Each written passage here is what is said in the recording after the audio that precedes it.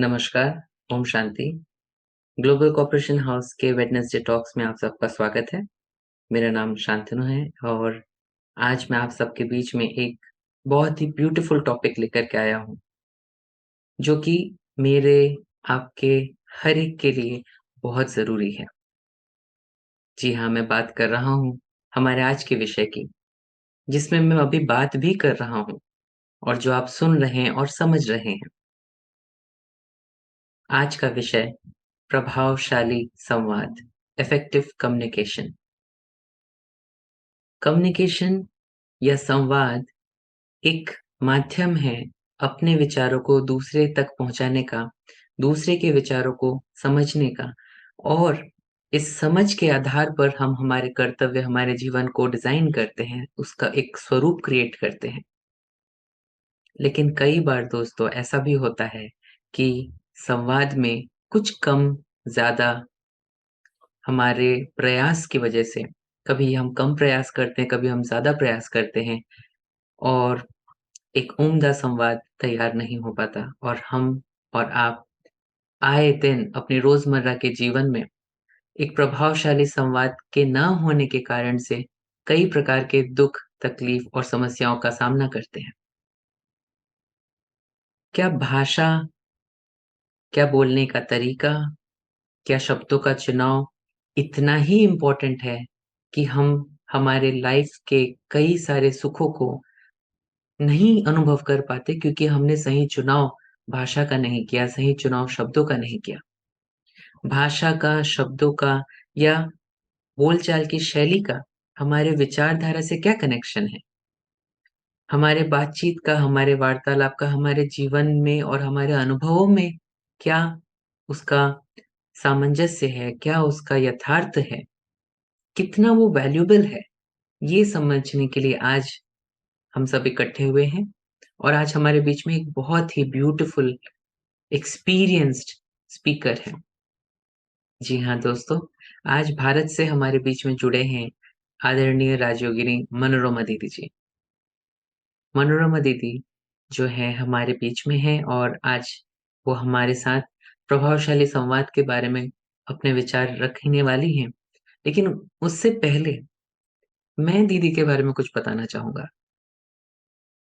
भारत में हमारे पास कई ऐसे वक्ता हैं जो ज्ञान के कई अनमोल खजानों को बहुत ही ब्यूटीफुल तरीके से, बहुत ही सुंदर तरीके से सामने रखते हैं।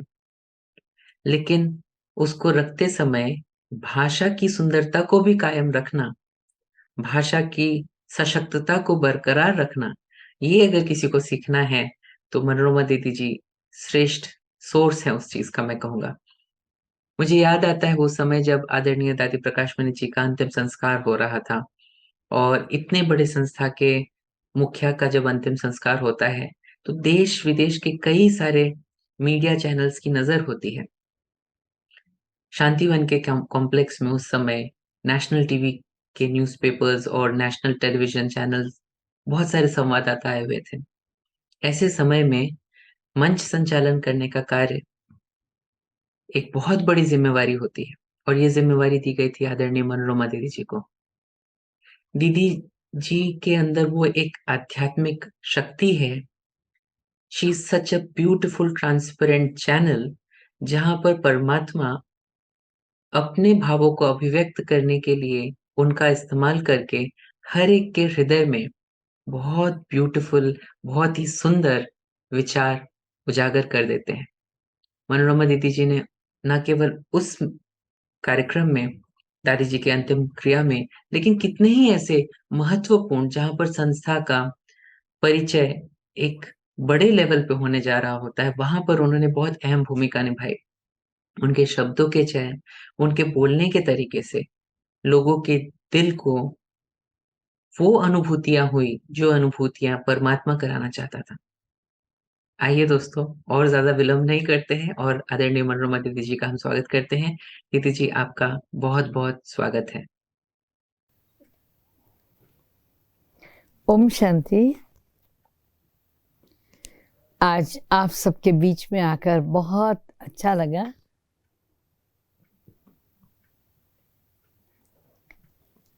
ये बहुत सुंदर मौका जीवन का है कि हम और आप आज बैठकर कुछ वार्तालाप कर सकें, कुछ संवाद कर सकें।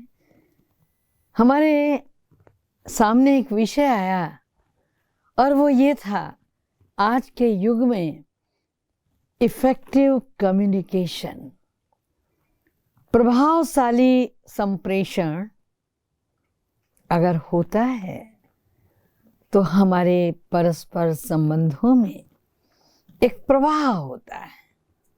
आज आधुनिक संसार में सब कुछ है। आधुनिक वैभव में, आधुनिक जीवन स्तर में और हमारे व्यवहारिक धरातल में कहीं कोई कमी नहीं है, बहुत कुछ है।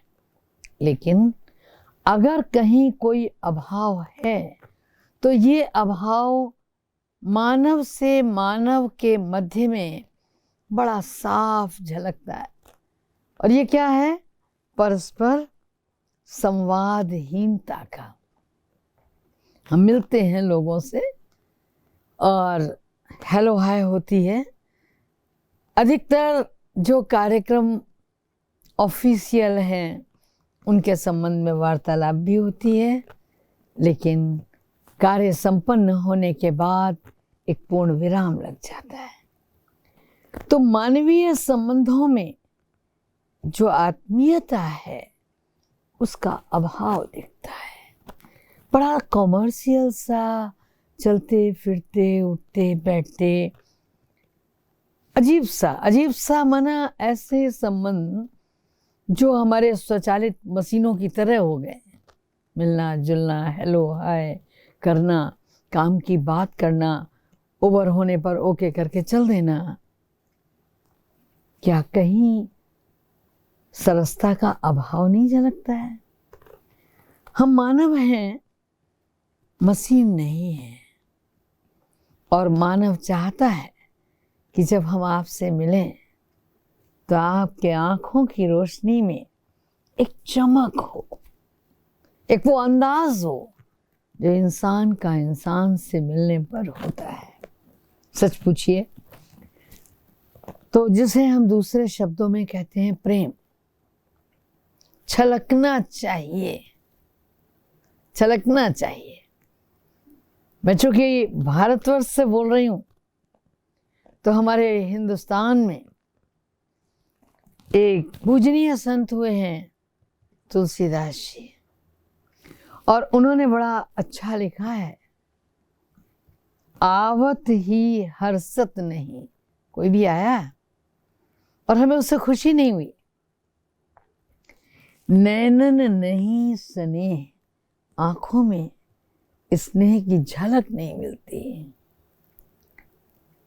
आवत ही हर्षत नहीं, नैनन नहीं स्नेह, तुलसी वहां न जाइए, कंचन बरसे में। बारिश की तरह स्वर्ण बरस रहा हो, वैभव बिखरा पड़ा हो, लेकिन अगर आंखों में परस्पर मिलने पर प्रीत के दीप न जले तो कोई आनंद नहीं है। सोच लीजिए, एक दूसरे से मिलने पर हमारे चेहरे पर मुस्कुराहट नहीं आई तो मजा क्या है मिलने का? जी दीदी, आई थिंक ये जो आपने बात कही कि परस्पर इंसान और इंसान के बीच में मधुरता होना चाहिए, प्रेम होना चाहिए, ये एक बहुत बड़ा विषय है। जैसे आपने तुलसीदास जी का जो इतना सुंदर एक लाइन कहा कि भाई सोना भी मिल रहा हो तो भी आप वहां नहीं जाओ अगर वहां पर प्रेम नहीं मिल रहा है। लेकिन not everybody is gifted like Tulsidas. For example, Tulsidas ji के पास लेखनी के द्वारा अपनी बात समझाने की क्षमता थी, लेकिन हम में से कई ऐसे होंगे जिनके पास वो क्षमता नहीं है। फिर हम में से कई ऐसे होंगे जिनके पास बोलने को बहुत कुछ है, लेकिन उसको एक्सप्रेस करना, उसको किस तरीके से हम पेश करें, ये ज्ञान नहीं होता। कई बार हम बोलना कुछ चाहते हैं, बोल कुछ और देते हैं, बाद में रियलाइज़ करते हैं कि अरे! ये नहीं बोलना था, कुछ और बोलना था। कितनी बार ऐसा हुआ है मेरे साथ पर्सनली, जहाँ पर बोलने के बाद मैंने सोचा एक शब्द वहां पर गलत बोल दिया। फॉर एग्जाम्पल आजकल कई बार ऐसा होता है कि हम ईमेल भेज देते हैं, और ईमेल भेजने के बाद हमको सोचना पड़ता है, अरे ये तो चला गया, अभी क्या करें। तो ये जो मलाल है, ये जो रिग्रेट है कि ऐसा नहीं बोला होता तो अच्छा होता, ये नहीं किया होता तो बेटर होता, काश मैंने एक बेटर वर्ड यूज किया होता। तो this thing is quite a big topic, I would say.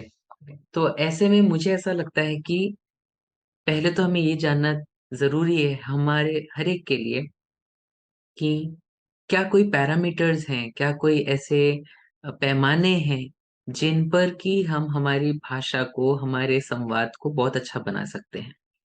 दूसरी चीज, क्या वो पैमाने जो हैं वो हर एक पे लागू होते हैं, क्या हर कोई कर सकता है, या संवाद या अच्छा कॉन्वर्सेशन जो है वो कुछ कुछ लोग ही कर सकते हैं। क्या हर कोई इसमें माहिर हो सकता है। और तीसरा चीज जो मैं ये जानना चाहूंगा वो ये कि क्या जो हमारे बीते संवाद हैं उनको हम टोटली भूल जाएं और एक नए तरीके से शुरू करना चाहें, तो क्या वो संभव है? क्योंकि ऐसा भी हो सकता है कि हमारा पास्ट हमको खींचता हो और हमारी आदतें हमें मजबूर करती हों। हमारे कई लोगों के तकिया कलाम होते हैं, अरे सुनो ना, नहीं सुनो, बिकॉज कई बार ऐसा हुआ है, मैंने देखा हमारे दोस्तों के बीच में भी, वो किसी भी वाक्य की शुरुआत ही ना शब्द से करते हैं। फॉर एग्जाम्पल अगर हमने कोई आइडिया रखा, उनके सामने कहा कि चलो ये करते हैं, तो वो हाँ कहेंगे, लेकिन किस तरीके से कहते हैं? वो ऐसे कहते हैं कि नहीं सुनो एक बार। नहीं सुनो से ही शुरुआत होती है, नहीं शब्द से ही शुरुआत होती है। लेकिन ये कुछ चीजें हैं जो हमारी आदतों में है, हमारे संस्कारों में है।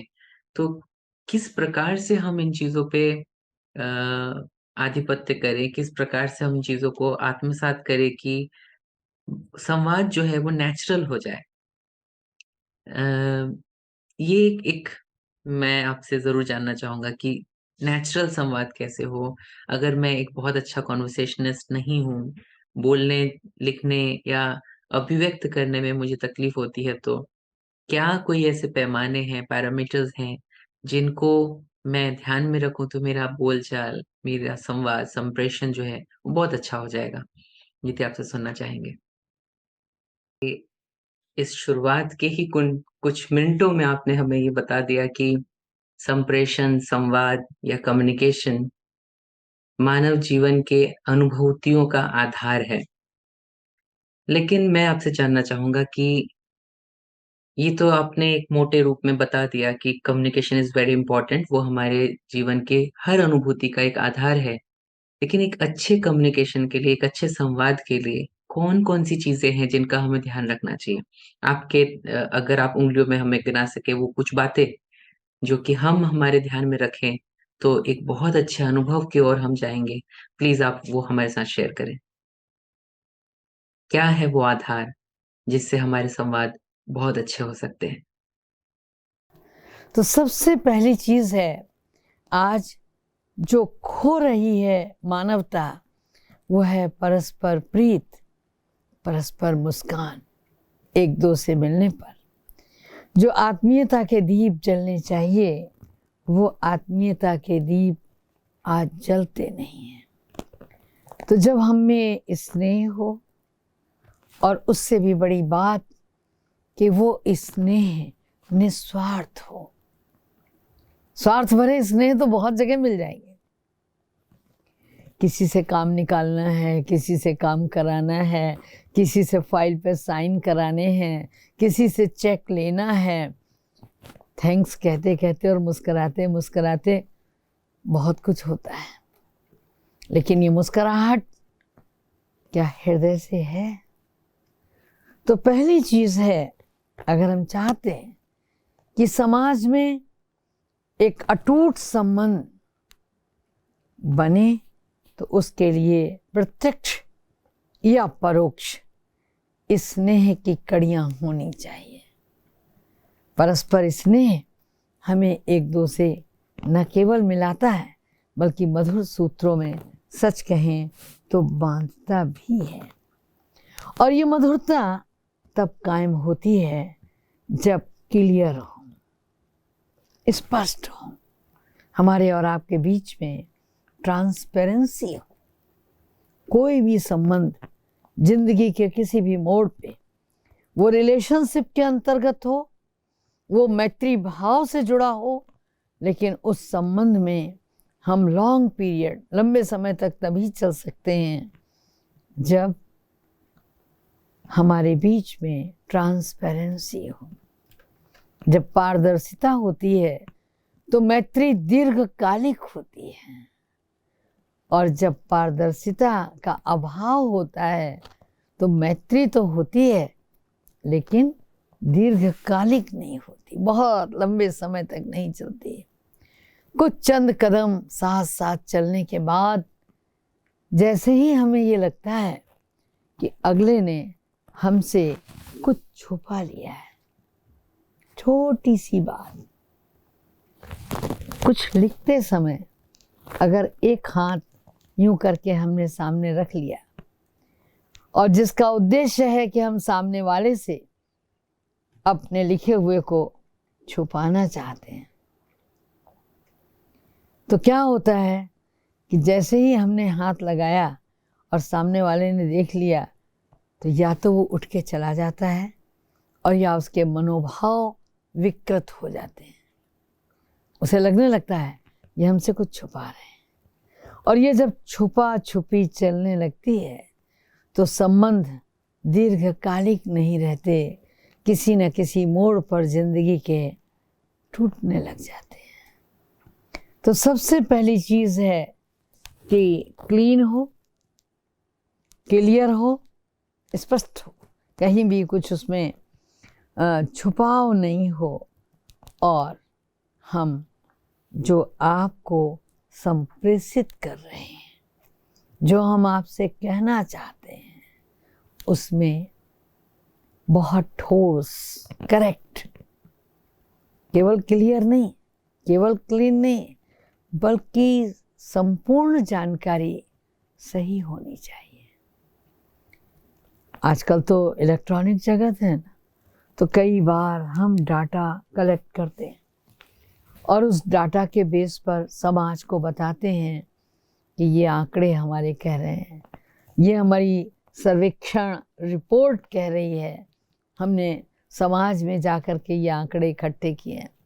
और अगर वो आंकड़े सही नहीं, अगर हमारे दी हुई बात में कोई तार्किक ठोस वजह नहीं है, ठोस बात नहीं है, तो भी आप देखेंगे कि संप्रेषण का अभाव लगने लगता है। और इतना ही नहीं है, इसके साथ साथ कंप्लीट हो, जो आंकड़े दें वो ठोस हों, मैच्योर हों और कंप्लीट हों, आधे और अधूरे ना हों। तो जब हम परस्पर संवाद करते हैं तो इस बात का बहुत ध्यान रखते हैं कि हमारे बीच में जो संवाद हो रहा है वो निरंतर होता रहे, उसमें प्रवाह कायम रहे, किसी भी कारण से, किसी अवरोध से वो कहीं रुक न जाए। आप जानते हैं कि कभी भी जब परस्पर संवाद रुकते हैं, मौसम खराब है, कहीं ऐसा तो नहीं कि अगर मौसम खराब है तो टेलीकास्ट सही नहीं हो रहा। जैसे मौसम खराब होने पर टेलीकास्ट सही नहीं होता, ऐसे ही मिजाज खराब होने पर भी क्या संप्रेषण सही नहीं होता। और जब संप्रेषण सही नहीं होता तो कई बार आपने देखा होगा सफाई देनी पड़ती है।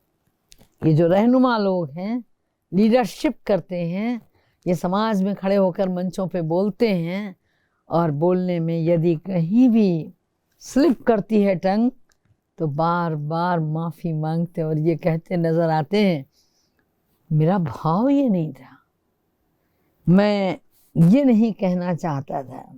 विचार कीजिए वजह क्या है? संप्रेषण सही नहीं हुआ। वजह क्या है? मिजाज अच्छा नहीं था, मौसम सही नहीं था। तो कई बार ऐसा देखा जाता है कि हमारे मन का मौसम बिगड़ जाता है, और इस मन के मौसम के बिगड़ जाने पर हम सामने वाले को जो भाव व्यक्त करना चाहते हैं वो व्यक्त नहीं कर पाते। कहना कुछ चाहते हैं, कह कुछ जाते हैं। तो ये भी हमारे लिए बहुत विचारणीय है कि हम जो कह रहे हैं पूर्ण ढंग से हम अभिव्यक्त हो पाते हैं। आप पाइएगा वैसे जीवन में अच्छे से अच्छे लेखक ने भी ये बात कही है। जब उनसे पूछा गया आपकी सबसे सुंदरतम रचना, तो उसने कहा भाई क्या बताएं, अगर ज़िंदगी के 2 दिन और बढ़ जाते तो शायद मैं कोई अच्छी रचना लिख पाता। उसे लगता है कि जीवन काल में किस रचना को अच्छा कहूँ। विचार कीजिए।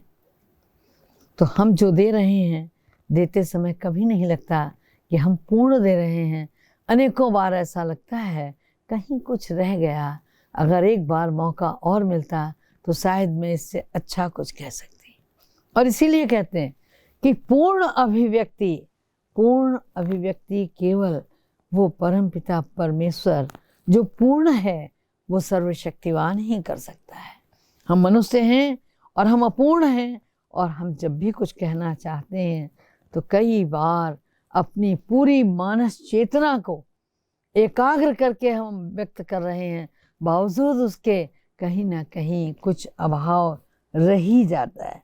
तो ये सोचने की बात है कि हम, इसीलिए हमारे बुजुर्गों ने कहा है कुछ भी बोलने के पहले अरे ज़रा तौल लीजिए, कंक्रीट ठोस होना चाहिए। जो हम देना चाह रहे हैं वो बात पूर्ण हो और वो बात ठोस हो, इसके साथ साथ कंसाइज, संक्षिप्त हो। कई बार ऐसा होता है कि हम एक कहानी शुरू करते हैं, पूरी रात गुजर जाती है और मकसद पे नहीं आते, मंजिल पे नहीं पहुंच पाते। पता लगा मंदिरों की घंटियां, चर्च की घंटियां बजने लगी। बोला अरे सारी रात हम लोग बात करते रहे, लेकिन मतलब की बात तो हम आपसे कह ही नहीं पाए। तो कई बार हम चाहते हैं जब कि हमारे और आपके बीच प्रभावशाली संप्रेषण हो, तो अपनी बातों को सिलसिलेवार क्रमशः बहुत अच्छी तरह हम अपने मानस पटल पर संजो लें और उसके बाद आपके सामने रखें। तो अगर हम आपके सामने रखेंगे तो हो सकता है आप बोर न हो, कम शब्दों में अधिक भाव हम व्यक्त कर सकें आपके प्रति। इसके साथ साथ जब हम कुछ कहना चाहते हैं तो हमारे कहने में विनम्रता हो। जो मुझे समझ में आ रहा है कि संवादमयता हो, कुछ हम कहें कुछ आप कहो। अक्सर करके आप देखेंगे वैचारिक घनत्व तो इतना ज़्यादा होता है कि हम दिन भर तलाशा करते हैं कोई मिले जिसके ऊपर हम अपने विचारों को हैंग कर दें।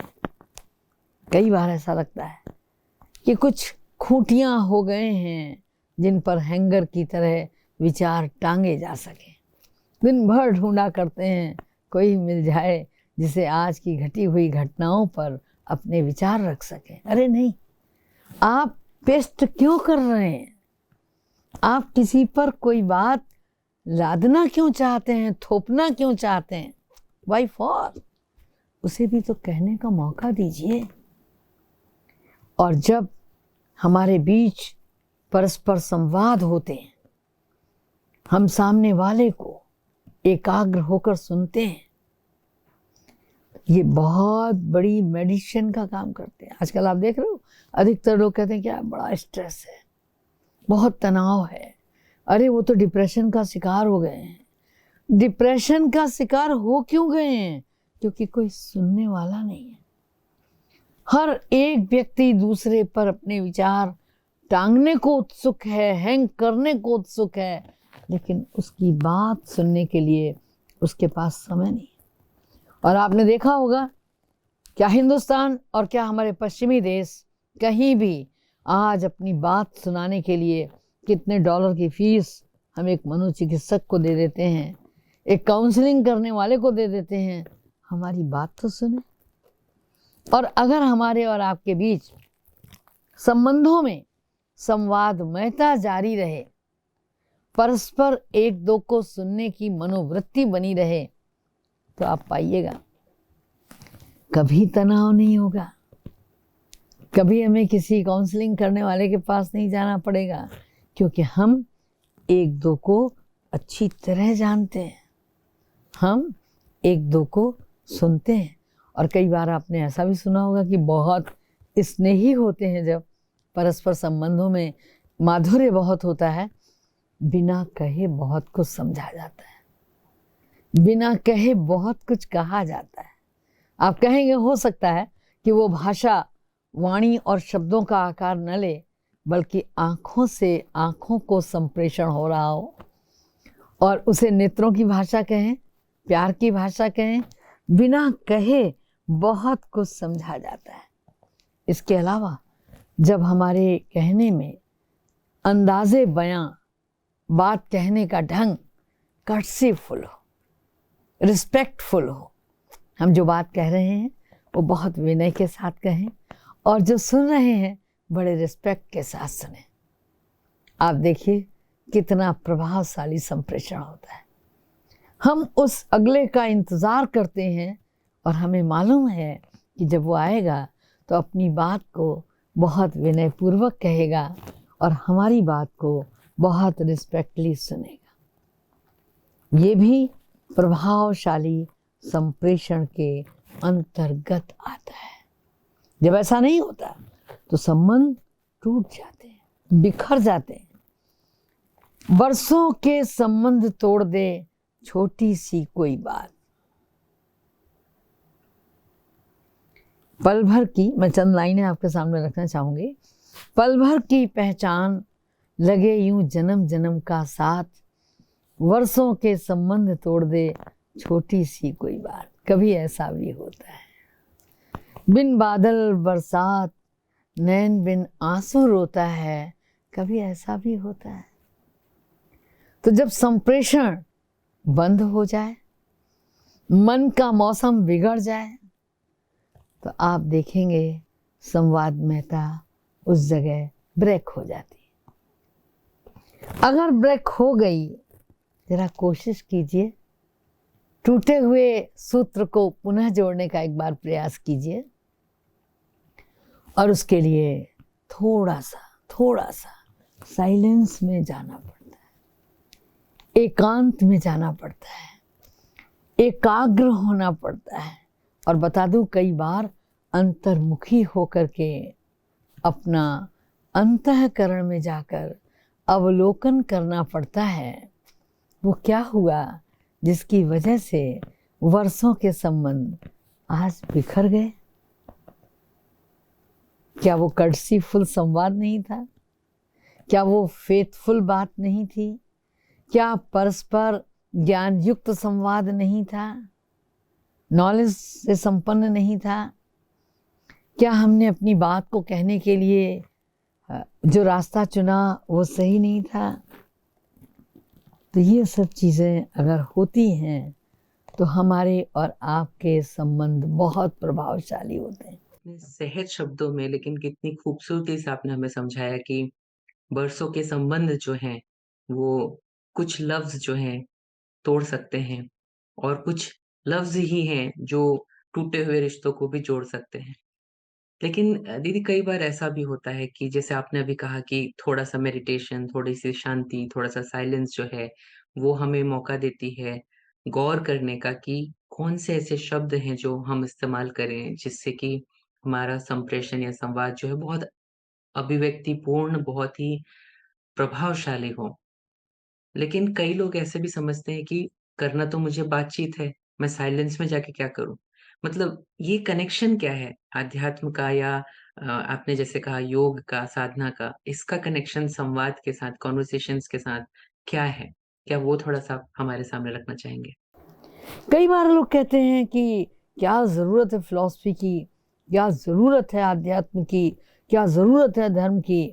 हम नहीं कहते कि आप आध्यात्मिक हो जाओ, आप धार्मिक हो जाओ, लेकिन बंधुओं एक बात सोचो कि ये जो अंतःकरण में जाकर अपने मानस का अवलोकन करना, अंतर्मुखी होकर ये चेक करना, क्या हुआ था?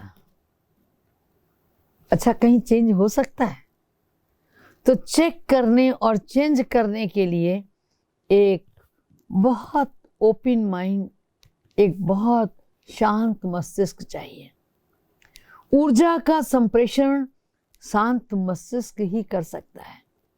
जब मेरे मन में खिजलाहट भरी हुई हो, जब मेरा मन किसी से बहुत नाराज हो, मेरे मन का मिजाज गड़बड़ हो, कितना ही हम अपने बाह्य स्वरूप को बहुत अच्छा कर लें और ये समझें कि नहीं नहीं बहुत ठीक है चलेगा, बड़ा पीसफुली बात कर रहे हैं, ऐसा कुछ नहीं है, लेकिन नहीं, वो पीस बाहर की नहीं, पीस अंदर की होनी चाहिए। अंदर जब तक ये अंदर का मिजाज नहीं ठीक होगा तब तक काम नहीं चलेगा। अंदर का मिजाज ठीक करने के लिए मन में भरे हुए उन विचारों को या उस निगेटिविटी को जो कहीं से प्रवेश कर गई है, हमें खाली करना पड़ेगा। खाली होगी कहाँ? कोई तो सुनने वाला हो। तो वो जो सर्वशक्तिवान है, वो जिसे परमात्मा कहते हैं, परम चैतन्य सत्ता है, जो हमारी सुनेगा तो, लेकिन कहेगा किसी से नहीं। एक फेथ हमारा उसके प्रति है। हम कहीं नहीं खाली कर सकते अपने मन के इस बॉक्स को, लेकिन भगवान के आगे तो कर सकते हैं ना। उस भगवान के आगे अगर फेथफुली हमने बड़े समर्पित भाव से बताया कि आज ऐसा हुआ था, आज मेरा मन बहुत भारी हो गया था, आज मेरे मन का मिजाज बिगड़ गया था, मौसम ही खराब हो गया, बोलता तो क्या, बोलती तो क्या, कहता तो क्या। जी, जी। जैसे ये आपने कहा कि अ, हम हमारे दिल की बात सामने रखें, लेकिन किसके रखें? एक सही पात्र होना बहुत ज़रूरी है। कई बार सही पात्र ही नहीं मिलता और मिल भी जाए, तो कब तक हम उससे अपनी बातें शेयर करें? सामने वाला भी सोचता है, यार कितना मैं सुनूँ आपको? बस आपकी ही बातें सुननी है क्या? मुझे भी किसी और का सुनना है, कुछ और भी करना है। तो जो वो राइट पात्र है, या तो वो मिलना मुश्किल हो जाता है या समय बराबर नहीं होता। ऐसे में परमात्मा के साथ बातें शेयर करना, ईश्वर, अल्लाह, खुदा या उस सर्वोच्च सत्ता के साथ अपना दिल खोल के रख देना, ये एक बहुत अच्छा फ़ॉर्मूला है, जो मुझे लगता है हम सबको ट्राई करना चाहिए। जैसे दीदी आप च ने शेयर भी किया कि परमात्मा वो है जो मेरे दिल की सारी बातों को आत्मसात कर लेता है, सुन लेता है, समा लेता है, उसे बिखेरता नहीं है और 5 लोगों को जाके सुनाता नहीं है। मैं पूरी निडरता के साथ, पूरे निश्चय के साथ, आस्था के साथ उसे अपनी बात कह सकता हूँ कि हाँ, मेरे में ये कमी है और ये मैं किसी और को नहीं कह सकता, बट मैं आपको कह सकता हूँ। ये वो स्थान है या ये वो एक, मैं कहूँगा, कंधा है जिस पे मैं सर रख कर के रो सकता हूँ और सामने वाले को कुछ और बताने की आवश्यकता ही नहीं। मेरा केवल उसकी तरफ आरुख होना, उसकी ओर जाना ही मेरे दिल को हल्का कर देता है। मुझे दीदी सच में ये पॉइंट बहुत अच्छा लगा कि परमात्मा के साथ दोस्ती निभाने का, परमात्मा को उसके कर्तव्य निभाने का एक मौका ज़रूर देना चाहिए। दिल की बात उससे कहनी चाहिए। जो भी हमारे मन में है उसे उसके सामने रखना चाहिए और निश्चय ही वो हमारे मन को हल्का कर देगा, हमारे दिल को मजबूत बना देगा और युक्तियाँ भी दे देगा, जिससे कि हम हमारे उस समस्या से आगे भी बढ़ सकें। कई बार दीदी ऐसा भी होता है कि लोग अ, परमात्मा से जुड़ते तो हैं, लेकिन वो थोड़ा मुश्किल लगता है, तो वो प्रकृति का सहारा लेते हैं, दे गो आउट। तो प्रकृति के साथ हम क्या संबंध निभाएँ या किस प्रकार से हमारा उसके साथ संबंध हो, जिससे कि वो भी हमारे लिए एक बहुत अच्छा संवाद का पात्र बन जाए, हम उसके साथ भी एक बहुत अच्छे मित्रवत वार्तालाप कर सके, कॉन्वर्सेशन कर सके। थोड़ा आप इस पे ज़रूर हमें समझाएँ। आप सोचिए, जब तक आप खाली नहीं होंगे तब तक आप नेचर के साथ कभी भी संतुलन नहीं कर सकते। चारों ओर देखिए ना, आंखें उठा के। प्रकृति में एक रिदम है, उस रिदम के साथ हम अपने आप को संतुलित करें, उस रिदम के साथ अपने आप को जोड़ें। इसीलिए कहते हैं कि प्रकृति अपने आप में बहुत बड़ा समाधान है, प्रकृति अपने आप में बहुत बड़ी शांति है। आप सोचिए, जब मन बहुत उदास होता है तो भी कहीं पेड़ की छांव में, वादियों में, फूलों की क्यारियों में बड़ा शांत होकर बैठना चाहता है और कहता है प्लीज मुझे यहाँ शांत बैठने दो। वो जो बोलती नहीं है, जिसको हम कहते हैं प्रकृति, मूक होती है। जी नहीं, बड़ी मुखर होती है। उस समय हमारे उन टूटे हुए मन को वो प्रकृति ही सहलाती है, बिना बोले सहलाती है। आप महसूस करेंगे, कभी आप बहुत खुश होते हैं, बहुत आह्लादित होते हैं, ऐसे मौके पर भी घर वालों से कहते हैं चलो कहीं पिकनिक मना के आते हैं, और तब भी आप नदी का किनारा, समुद्र का बीच या कहीं ऐसी हरियाली खोजते हैं जो मन के आह्लाद को संगीत में बदल दे। तो ये भी एक संप्रेषण है, ये प्रकृति के और आपके बीच में संप्रेषण है, पर्दे के पीछे का संप्रेषण है जो प्रकृति के साथ करते हैं। तो हमें वो कला आनी चाहिए। इफेक्टिव कम्युनिकेशन समाज से माइनस होता जा रहा है। हम बहुत ज़्यादा भौतिक हो गए, बहुत ज़्यादा कार्य और परिणाम की ओर जुड़ गए, बिना वजह किसी से मुस्कुराना भी नहीं चाहते, बात करना तो बहुत दूर की बात है। तो जब हम मुस्कुराना ही नहीं चाहते तो ये बताओ कि आदान और प्रदान होगा कैसे? संवाद की शैली मधुर और मुखर होगी कैसे? किसी के दिल के घाव को आप किस सुई से सिलेंगे, आप ये तो बताओ। कैसे आप उन तारों को जोड़ेंगे जो किसी चौराहे पर टूट गए थे? तो आइए, ऐसे मौके पर जब हम मेडिटेशन करते हैं, ऐसे मौके पर जब उस जगत नियंता को सामने लाते हैं, जिसको हम कहते हैं कि ओशन ऑफ लव है, पावर का दरिया है, पाकीज़गी है, वहाँ बहुत पवित्र है, निश्चल है, निष्कपट है, परमात्मा परम पवित्र है। और ये चिंतन करते हुए जब उससे जुड़ते हैं, मेडिटेशन कुछ और नहीं है, हमारे अंदर का इनर कॉन्शस जब उस सुपर कॉन्शस से जुड़ता है, सो कॉल्ड मेडिटेशन, वही तो योग है। और वही वो जगह है जहाँ मन असीम शांति का संग्रह करता है, जहाँ मन असीम स्नेह को अनुभव करता है, और अभिव्यक्त करने के लिए जब उस शांति की गुफा से बाहर आता है, तो अगर मैं हिंदुस्तान की, भारतीय संस्कृति की उस भाषा में कहूँ, आत्मवत सर्वभूतेषु या वसुधैव कुटुम्बकम का भाव लेकर हम वहाँ तक पहुँचते हैं, तो प्राणी मात्र से जुड़ते हैं। और यही चीज़ मेडिकल साइंस में हीलिंग प्रोसेस के नाम से जानी जाती है। बहुत दूर बैठे हुए भी, कोई टिकट का खर्चा नहीं है, लेकिन हमारे अंदर की गुड विशेस आपके मन को खुशियों से भर देती हैं। तो ये क्या है?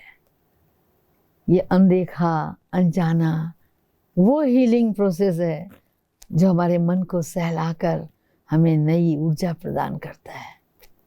तो आज आवश्यकता है आपसे निवेदन भी है कि आप मशीन मत बनिए, प्लीज आप मशीन मत बनिए, बल्कि मानव बनिए। मानव के मन को समझने की कोशिश कीजिए, अपने मन के मिजाज को अच्छा, ठंडा, शीतल कीजिए, और फिर आप देखिए कि ये जो इफेक्टिव कम्युनिकेशन है, ये आपको पारिवारिक संबंधों में, सामाजिक संबंधों में, कार्य क्षेत्र में, जगत के किसी भी कोने में, हर जगह काम आएगा, निस्संदेह काम आएगा। और अगर इसमें आप सफल नहीं हुए, कहीं कहीं शंका के ताने बाने हमारे मन के अंदर अंकुरित हो गए, तो बरसों के संबंध तोड़ दे छोटी सी कोई बात, ज्यादा समय नहीं लगता है। तो अगर संबंधों को बचाना है, तो हमें मन की आंखों से इस मानव समाज को देखना होगा, संबंधों को देखना होगा, मित्रों को देखना होगा, और कोशिश तो ये कीजिए कि बिन कहे, बिना बोले हम उनके हृदय की आवाज को हृदय से सुन सकें। वो स्नेह जो शब्दों में नहीं ढाला जा सकता, आंखों से जाहिर कर सकें। इससे ज्यादा पावरफुल कम्युनिकेशन कहीं हो ही नहीं सकता है। तो मेरा निवेदन यही है कि निचोड़ है हर बात का आत्मवत सर्वभूतेषु, प्रत्येक प्राणी मात्र को एक स्पिरिट समझना, कॉन्शियस समझना, आत्मा समझना, सोल समझना, और उस पावरफुल, उस परमात्मा से संबंध जोड़कर हर एक को उसकी संतान के रूप में देखना, और उतना ही प्रेम स्वरूप मानना। सामने वाले के भी जिगर में वही भाव है। प्रेम आप चाहते हैं तो चाहता अगला भी प्रेम है। जरा मुस्कुराइए। तो एक और चीज, 4 मिले, 2 नेत्र हमारे और 2 आपके, 64 खिले, स्माइल दिया आपने, 32 दांत आपके और 32 हमारे, हर्षित 7 करोड़। आपके रोम रोम से जो खुशी जाहिर होती है, जरा देखिए तो कितना आनंद है। एक बार मुस्कुराइए। अब आपको क्या करना है? इफेक्टिव कम्युनिकेशन से होकर गुजरना है। और अगर हमारा कम्युनिकेशन केवल कॉमर्शियल है, इफेक्टिव नहीं है, उसका मशीनीकरण हो चुका है, तो मेरे भाइयों और बहनों, जरा लौट आओ जिंदगी की ओर। मन के मिजाज को बदलो, थोड़ा मेडिटेशन करो, थोड़ा एकांत में जाओ, थोड़ा अपने अंदर गौर करके देखो, मन के मिजाज को बदलो। यही मेरी शुभ भावना, शुभकामना है। ओम शांति। ओम शांति दीदी, थैंक यू सो मच। आपका आपका बहुत बहुत धन्यवाद और आभार है, जो इतने कम समय में, इतने चुनिंदा अल्फाजों में आपने इतने बड़े गहन विषय को हमारे सामने प्रस्तुत किया। और ना केवल प्रस्तुत किया, लेकिन हमें सोचने पे ये मजबूर कर दिया कि सच में 4 की चाह हो तो 64 खिलेंगे। विच मीन्स अगर हम केवल इशारों से एक दूसरे का सम्मान करना, जैसे आपने कहा कि मर्सीफुल और रिस्पेक्टफुल होना चाहिए हमारा कॉन्वर्सेशन, तो नयनों से भी हम बात करते हैं, आंखों ही आंखों में बातें होती हैं, दृष्टि से बातें होती हैं, फिर स्माइल से बात होती है, मुस्कुराहट से हम कई चीजें जाहिर कर देते हैं, और पूरे के पूरे जीवन में उसका प्रभाव दिखता है। और जो ये आपने एक ब्यूटीफुल इनविटेशन दिया हम सबको, एक बहुत सुंदर सा एक निमंत्रण दिया है कि कुछ समय के लिए मशीन ना बन करके, मेडिटेशन करके कुछ समय के लिए अपने अंदर जा करके देखें तो ज़रा, क्या चीज़ें हैं जिनकी परिवर्तन अभी हमें करना सबसे ज़्यादा ज़रूरी है? कौन-सी वो चीज़ें हैं जिनको हमें बदलना बेहद, बेहद ज़रूरी है? और वो उस बदलाव की शुरुआत अभी हो सकती है। तो आइए दोस्तों, मनोरमा दीदी जी का बहुत-बहुत धन्यवाद करते हुए चलते हैं उस सफर की ओर, उस आंतरिक संवाद की ओर, जहाँ पर मैं अपने से संवाद करूँ। आप सबसे आग्रह है कि एकदम विश्रामी अवस्था में बैठें, बिल्कुल आराम से बैठें, रिलैक्स, बट बहुत ज़्यादा रिलैक्स मत हो जाइए, जस्ट रिलैक्स। अगर आप कुर्सी पे बैठे हैं तो दोनों पैर ज़मीन पर हों, अगर आप कहीं और हैं तो आराम से बैठें। मोबाइल, किताब, कॉपी जो कुछ भी हाथ में है, कुछ समय के लिए उसे किनारे में रखें। लंबी गहरी साँस लें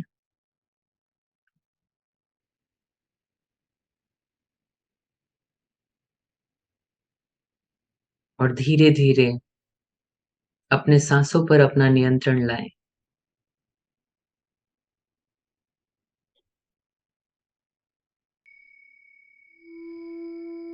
लंबी गहरी साँस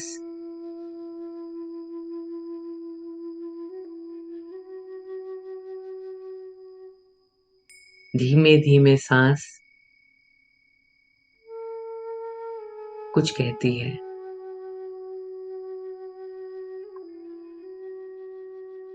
ये बड़ा ही एक अनोखा अनुभव है,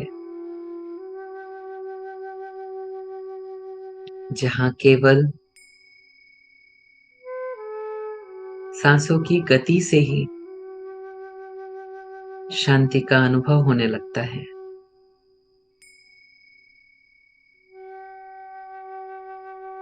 तेज़ साँसें कहती हैं कि मैं हलचल में हूँ, परेशान हूँ, भटक रहा हूँ। धीमी साँसें कहती हैं, मैं शांत हूँ, सुरक्षित हूँ, स्वस्थ हूँ, शीतल हूँ।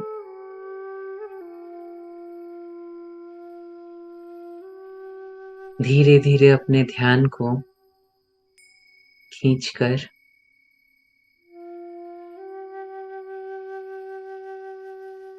अपने ऊपर ले आएँ, साँसों से भी परे अपने ऊपर। माथे के बीचों-बीच, in the centre of the forehead, एक जगमग ज्योति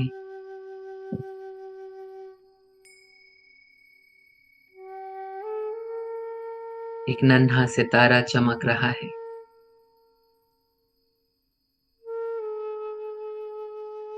मैं प्रकाश स्वरूप आत्मा हूँ।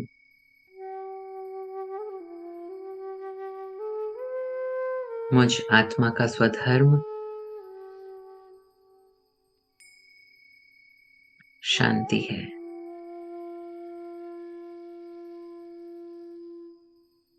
My true religion is peace. शांति मेरा वास्तविक परिचय है। शांति मेरा अनादि संस्कार है।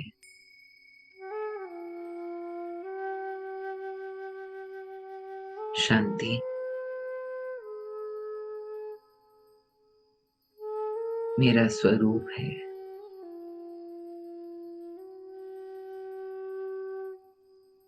मैं आत्मा शांति की शक्ति का केंद्र हूँ।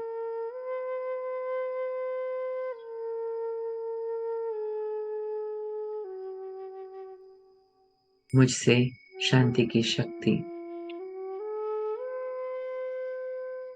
चारों ओर फैल रही है। मेरे पूरे शरीर में, मेरे पूरे परिवार में, संबंधों में, कार्यस्थल, वर्क प्लेस के संबंधों में, चारों तरफ शांति के प्रकंपन, वाइब्रेशंस फैल रहे हैं।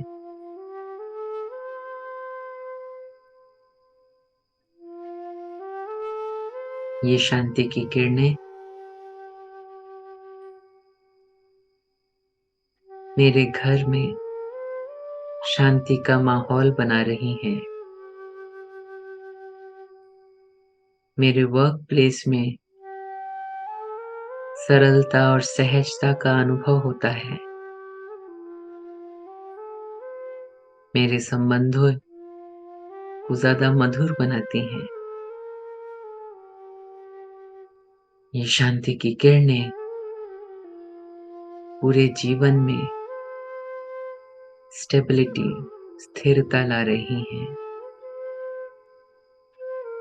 संबंधों में समरसता, हार्मनी आ रही है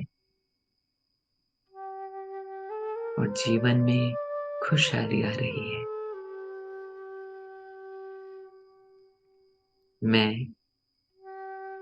एकांत प्रिय, शांत स्वरूप,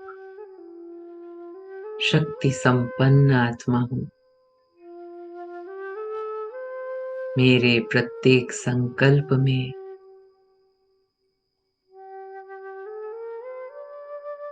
मेरे प्रत्येक बोल में शांति, प्रेम,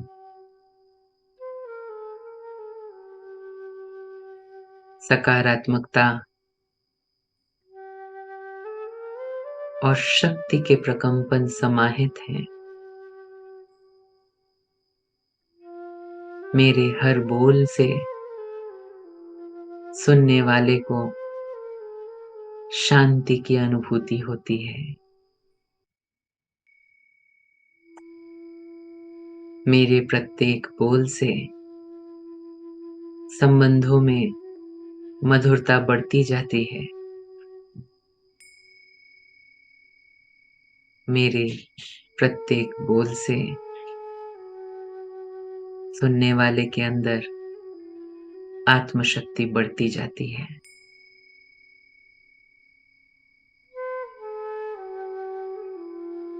मैं शांत स्वरूप आत्मा हूँ। शांति के सागर की संतान हूँ।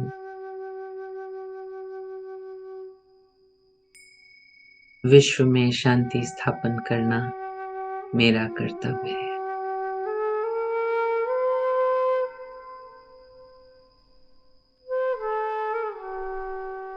ओम शांति।